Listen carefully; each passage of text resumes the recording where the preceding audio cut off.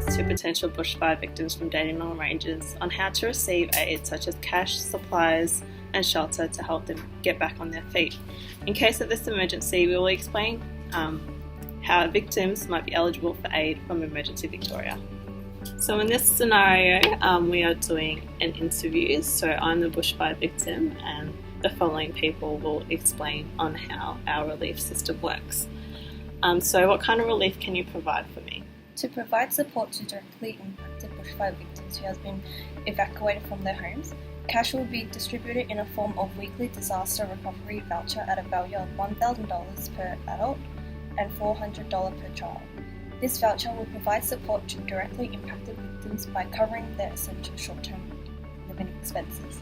There are numerous ways to raise money to help bushfire victims. This can be done by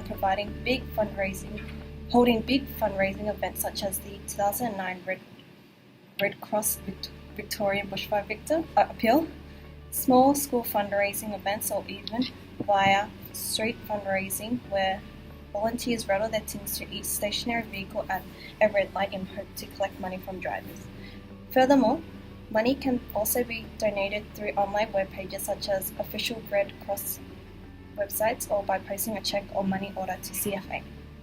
As for supplies, directly impacted families will be provided with a family-sized tent and movable houses are offered to residents with special needs.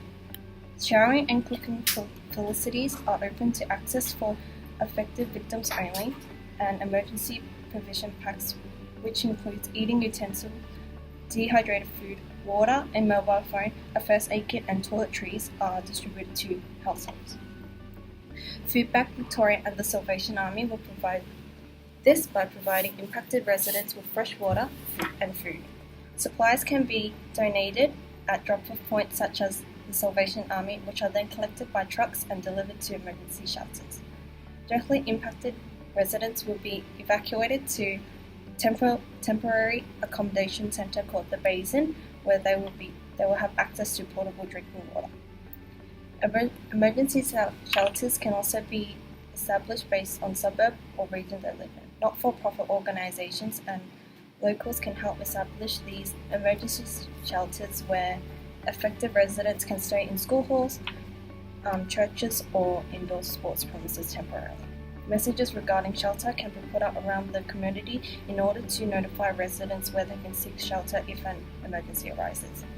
Okay, that's awesome. Yeah. It looks like all of my needs will be covered. Awesome.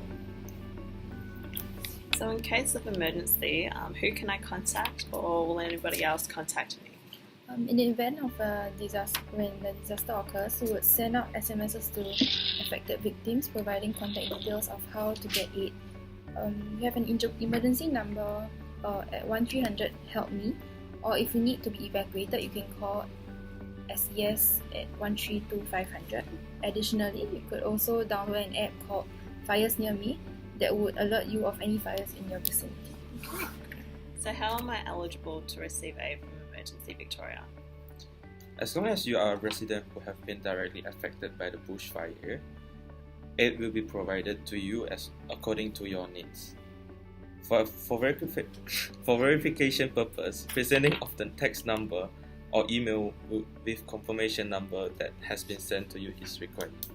Okay, so this all sounds great. So how can I ensure that Emergency Victoria can help me out when I'm in need? So, will there be enough supplies for everyone? Okay, not to worry. We at Emergency Victoria ensures that we have controls in place to maintain a sufficient amount of supplies by doing regular stock checks. If we go below a certain amount, our system will prompt us to order more. Additionally, we will record the amount of supplies used each month so that we would be able to forecast how much supplies we will need to stock up. Wonderful. Yeah, thank you.